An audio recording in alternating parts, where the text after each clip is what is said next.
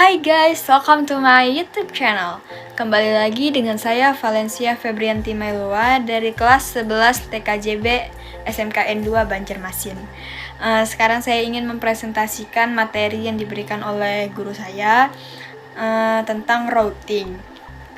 Langsung saja kita masuk ke halaman presentasi. Berikut adalah halaman awal presentasi saya. Oke, kita lanjut ya. Ini ada gambar dynamic routing protocols yang akan kita bahas.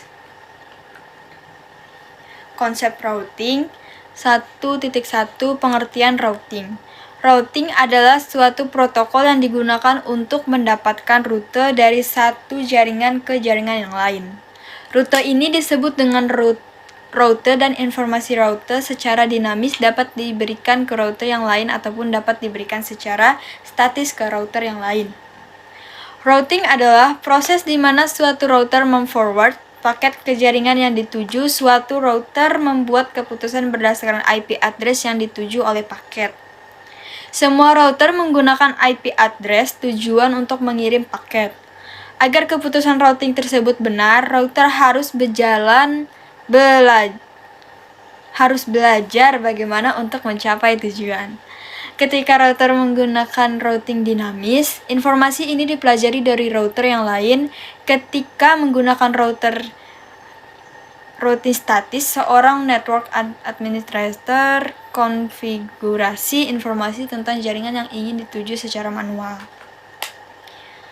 Ini ada gambar tipe routing statik dan dinamik. Routing statik, cara kerja routing statis dapat dibagi menjadi 3 bagian. Administrator jaringan yang mengkonfigurasi router. Router melakukan routing berdasarkan informasi dalam tabel routing. Routing statis digunakan untuk melewatkan paket data. Seorang administrator harus menggunakan perintah IP router secara manual untuk mengkonfigurasi router dengan routing statis. Berikut ada contoh gambar perintah IP router menentukan outgoing interface, menentukan next hop IP address. Pada gambar 6.3 dan 6.4 di atas, administrator jaringan dari router Hoboken harus mengkonfigurasi routing statis ke jaringan 172.16.10/24 dan 172.16.50/24. Karena itu, administrator memasukkan 2 perintah ke router. Administrative distance adalah parameter tambahan yang menunjukkan reliabilitas dari rute. Semakin kecil nilai administrative distance, semakin reliable rutenya. Oleh karena itu, rute dengan administrative distance yang lebih kecil harus diberikan pertama kali sebelum Oleh karena itu, rute dengan administrative distance yang lebih kecil harus diberikan pertama kali sebelum administrative distance yang lebih besar diberikan. Default administrative distance saat menggunakan routing statis adalah 1. Ketika interface luar dikonfigurasi sebagai gateway, routing statis akan digunakan dalam tabel routing sebagai informasi yang directly connected. Untuk melihat informasi administrative distance, digunakan perintah show IP route. Nilai dari administrative distance adalah antara 0 sampai dengan 255 yang diberikan setelah next hop atau outgoing interface. Contoh, Waycross config IP route 172.16.30,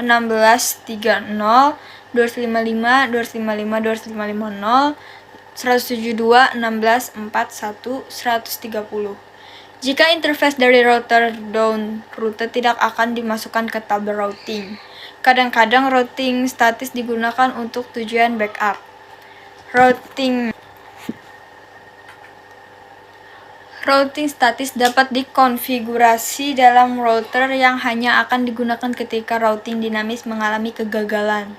Untuk menggunakan routing statis sebagai backup, harus dilakukan setting administrative distance ke nilai yang lebih besar daripada protokol routing dinamis yang digunakan. Konfigurasi routing statis. Langkah-langkah untuk melakukan konfigurasi routing statis adalah sebagai berikut. Langkah 1, tentukan dahulu prefix jaringan, subnet mask, dan address. Address bisa saja interface lokal atau next hop address yang menuju tujuan. Langkah 2, masuk ke mode global configuration. Langkah 3, ketik perintah IP route dengan prefix dan mask yang diikuti dengan address seperti yang sudah ditentukan di langkah 1. Sedangkan untuk administrative distance bersifat tambahan boleh digunakan, boleh tidak. Langkah 4, ulangi langkah 3 untuk semua jaringan yang dituju yang telah ditentukan pada langkah 1. Langkah 5, keluar dari mode global configuration.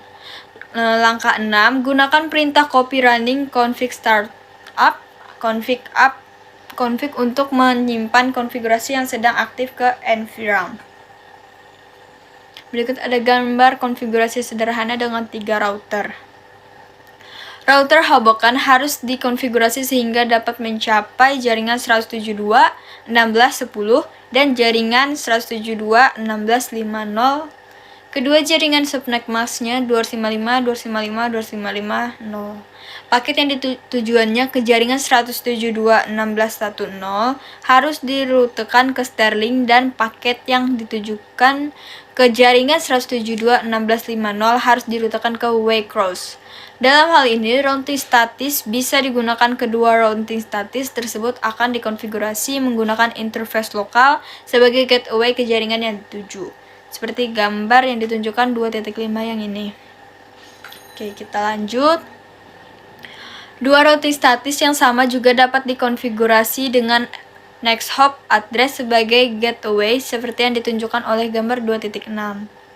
Rute pertama ke jaringan 172.16.10 dengan gateway ke 172.16.21, sedangkan rute kedua ke jaringan 172.16.50 dengan gateway ke 172.16.42. Administrative distance tidak digunakan sehingga default bernilai 1. Oke, kita lanjut. Routing default. Default routing digunakan untuk merutekan paket dengan tujuan yang tidak sama dengan routing yang ada dalam tabel routing. Secara tipikal router dikonfigurasi dengan routing default untuk traffic internet. Routing default secara aktual menggunakan format IP route 0.0.0.0.0.0.0 next hop address outgoing for interface plus max 0.0.0.0. Secara logika, jika kita AND-kan dengan IP address, tujuan selalu menunjuk ke jaringan 0.0.0.0. Jika paket tidak cocok dengan rute yang ada dalam tabel routing, maka paket akan dirutekan ke jaringan 0.0.0.0. Di bawah ini adalah langkah-langkah untuk mengkonfigurasi routing default. Langkah 1, masuk mode global configuration. Langkah 2, ketik perintah IP route dengan 0.0.0.0 sebagai prefix dan 0.0.0.0 sebagai max. Alamat tambahan untuk routing default dapat berupa address dari local interface yang terhubung langsung ke jaringan luar atau IP address dari next hop router. Langkah 3, keluar dari mode global config. Langkah 4, gunakan perintah copy running config startup untuk config untuk menyimpan konfigurasi yang sedang jalan ke environment. Oke, kita lanjut. Setelah routing statis dikonfigurasi, langkah selanjutnya adalah hal yang sangat penting untuk melakukan verifikasi apakah tabel routing dan proses routingnya bekerja dengan baik. Perintah untuk melihat konfigurasi yang sedang aktif dan untuk memverifikasi routing statis adalah show running config dan show IP route.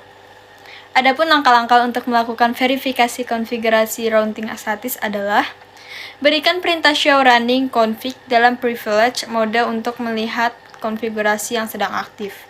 Verifikasi routing status yang telah dimasukkan. Jika rute tidak benar, maka diperlukan kembali lagi ke mode global config untuk menghapus routing status yang salah dan masukkan routing yang benar. Berikan perintah show IP route.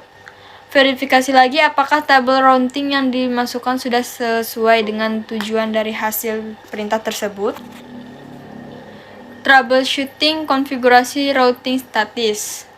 Pada subbab ini diberikan contoh konfigurasi routing statis dalam Hoboken untuk mengakses jaringan pada Sterling dan Waycross seperti yang dilihat pada gambar di bawah ini. Pada konfigurasi di routing Sterling, jaringan 172.16.1.0 tidak dapat mencapai jaringan di Waycross 172.16.5.0. Dari mode privilege exec pada router Sterling, ping ke mode pada jaringan 172.16.5.0. Pada gambar di bawah ini menunjukkan perintah ping yang gagal. Sekarang gunakan perintah traceroute dari Sterling ke alamat yang digunakan pada perintah ping. Kita lanjut.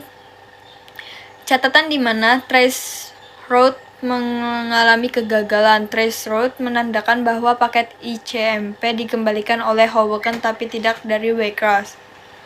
Hal ini berarti masalah terjadi pada Hoboken atau Waycross.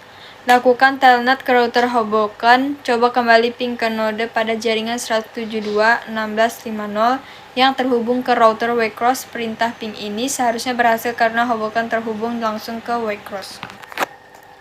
Routing dinamis. Routing protokol adalah berbeda dengan router protokol. Routing protokol adalah komunikasi antara router-router. Routing protokol mengizinkan router-router untuk sharing informasi tentang jaringan dan koneksi antar router. Router menggunakan informasi ini untuk membangun dan memperbaiki tabel routingnya. Seperti pada gambar di bawah ini, router vs routing protokol.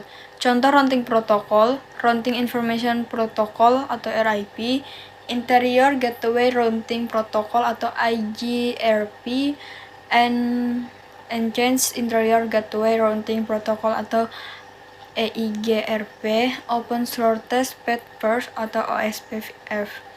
Router protokol digunakan untuk traffic user langsung. Routed protokol menyediakan informasi yang cukup dalam layar address jaringannya untuk melewatkan paket yang akan ditentukan dari satu host ke host yang lain berdasarkan alamatnya.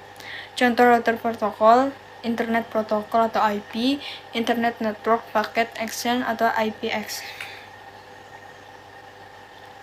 Autonomous System atau AS. AS adalah kumpulan dari jaringan yang dalam satu administrasi yang mempunyai strategi routing bersama.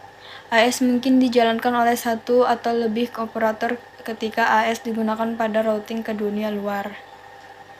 Tujuan utama dari routing protokol adalah untuk membangun dan memperbaiki tabel routing, di mana tabel ini berisi jaringan-jaringan dan interface yang berhubungan dengan jaringan tersebut. Router menggunakan protokol routing ini untuk mengatur informasi yang diterima dari router-router lain dan interface-nya masing-masing, sebagaimana yang terjadi di konfigurasi routing secara manual. Algoritma routing adalah dasar dari routing dinamis. Kapanpun topologi jaringan berubah karena perkembangan jaringan, konfigurasi ulang atau terdapat masalah di jaringan, maka router akan mengetahui perubahan tersebut. Dasar pengetahuan ini dibutuhkan secara akurat untuk melihat topologi yang baru. Klasifikasi routing protokol sebagai besar algoritma routing dapat diklasifikasikan dengan menjadi satu dari dua kategori berikut, distance vector dan link state. Routing distance vector bertujuan untuk menentukan arah atau vektor dan jarak ke link-link lain dalam suatu internet network. Sedangkan link state bertujuan untuk menciptakan kembali topologi yang benar pada suatu internet network. Algoritma ini mengakumulasi jarak jaringan sehingga dapat digunakan untuk memperbaiki database informasi mengenai topologi jaringan.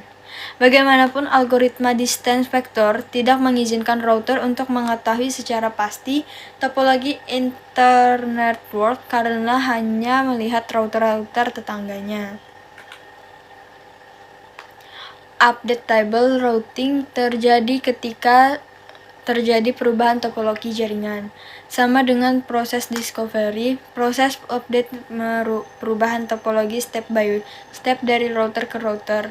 Gambar 9.1 Menunjukkan algoritma distance vector memanggil ke semua router untuk mengirim ke isi table routingnya. Table routing berisi informasi tentang total path cost yang ditentukan oleh matriks dan alamat logik dari router pertama dalam jaringan yang ada di isi table routing, seperti yang diterangkan oleh gambar 6.20 di bawah ini. Analogi distance vector dapat digambarkan dengan jalan tol, tanda yang menunjukkan titik menuju ke tujuan dan menunjukkan jarak ke tujuan. Dengan adanya tanda-tanda seperti itu, pengendara dengan mudah mengetahui perkiraan jarak yang akan ditempuh untuk mencapai tujuan. Dalam hal ini, jarak terpendek adalah rute yang terbaik. Fitur-fitur yang dimiliki oleh Routing Link Stated adalah Link Stated Advertisement atau LSA adalah paket kecil dari informasi routing yang dikirim antar router. Topological Database adalah kumpulan informasi yang dari LSA. SPF Algorithm adalah hasil perhitungan pada database sebagai hasil dari pohon SPF. Routing Table adalah data rute dan interface. Proses discovery dari routing link stage. Ketika router melakukan pertukaran LSA, dimulai dengan jaringan yang terhubung langsung tentang informasi yang mereka miliki. Masing-masing router membangun database topologi yang berisi pertukaran informasi LSA. Router pertama yang mempelajari perubahan topologi link status melewatkan informasi sehingga semua router dapat menggunakannya untuk proses update. Gambar ini adalah proses informasi routing dikirim ke semua router dalam internetwork untuk mencapai keadaan konvergen. Setiap router mempelajari router-router tetangganya termasuk nama dari router tetangganya, status interface, dan cost dari link ke tetangganya.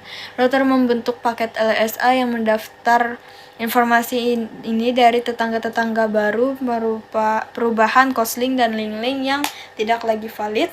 Paket LSA ini kemudian dikirim keluar sehingga semua router lain menerima itu. Pada saat router menerima LSA, ia kemudian mengupdate table routing dengan sebagian besar informasi yang terbaru. Ada beberapa titik berat yang berhubungan dengan protokol link stage: processor overhead, kebutuhan memori, konsumsi bandwidth. Router-router yang menggunakan protokol link stated membutuhkan memori lebih dan proses data yang lebih daripada router-router yang menggunakan protokol distance vector. Router link stage menggunakan memori yang cukup untuk menangani semua informasi dari database, pohon topologi, dan table routing. Penentuan jalur router menggunakan dua fungsi dasar: fungsi penentuan jalur, fungsi switching. Penentuan jalur terjadi pada layer network. Contoh konfigurasi routing seperti berikut: GAD config tanda pagar routing RIP, GAD config strip router tanda pagar network 172.16.00. Untuk RIP dan IGRP, jumlah jaringan didasarkan pada kelas dari alamat jaringan, bukan alamat subnet atau alamat host.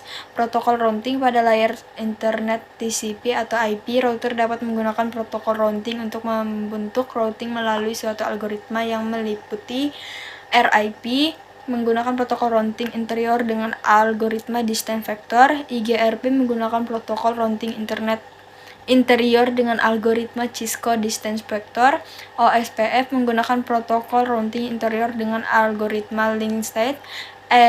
IGRP menggunakan protokol routing interior dengan algoritma advanced Cisco distance vector. BGP menggunakan protokol routing eksterior dengan algoritma distance vector.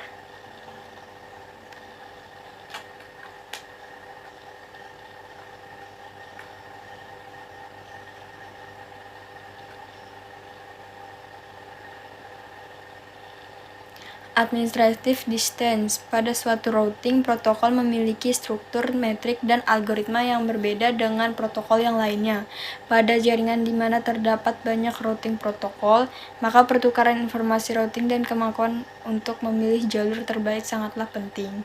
Administrative distance merupakan suatu fitur yang digunakan oleh router untuk menentukan pemilihan jalur terbaik jika terhadap dua atau lebih jalur menunjukkan ketujuan yang sama dari dua router protokol yang berbeda.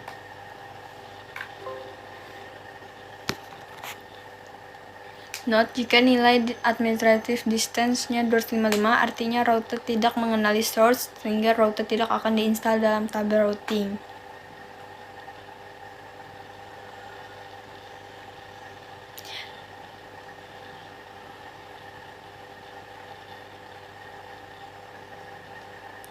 Gateway of last resort is not set. 172.16.00/24 is subnetted satu subnet. C172.16.10 is directly connected Ethernet 0. 10.0.0.0/8 111.600 via 172.16.1.00.00.01 Ethernet 0. C192.168.1.0/24 is directly connected loopback 0. R2 show IP route. Subnet gateway of last resort is not set. 172.16.00/24 is subnetted one subnet. C172.16.1.0 is directly connected Ethernet 0. C10.0.0/8 is directly connected loopback 0. Sekarang lihat pada routing table. Router memilih RIP dengan AD90 walaupun defaultnya 120. Perlu dicatat bahwa nilai administrative distance yang baru hanya relevan pada routing proses router R1 saja. Sedangkan router R2 masih tetap memilih IGRP router pada routing table-nya. Tidak ada panduan secara umum berubah AD, karena kebutuhan setiap jaringan berbeda dengan bervariasi. Kita harus menentukan matriks AD yang sesuai dengan jaringan secara keseluruhan. Penerapan line administrative distance. Salah satu alasan merubah nilai administrative distance adalah ketika kita menggunakan static routing untuk membackup routing lain seperti IGP. Hal ini digunakan untuk mengaktifkan link backup ketika primary link down. Hal ini dikenal juga dengan sebutan floating static router. Silahkan baca mengenai floating static router di sini. Oke, udah selesai materi saya hari ini. Selesai, Fatik Dongka banyak. Terima kasih banyak udah mendengarkan materi saya pada hari ini. Tepatnya materi guru saya, yaitu tentang routing. Materinya sebenarnya banyak, cuman mungkin agak kepanjangan di video saya, jadi saya akan menaruh link materinya di description box saya. Demikian video dari saya. Maafkan jika ada kesalahan atau kaku-kaku bicaranya, karena udah lama juga gak bikin video. Demikian video saya, sampai jumpa di video berikutnya.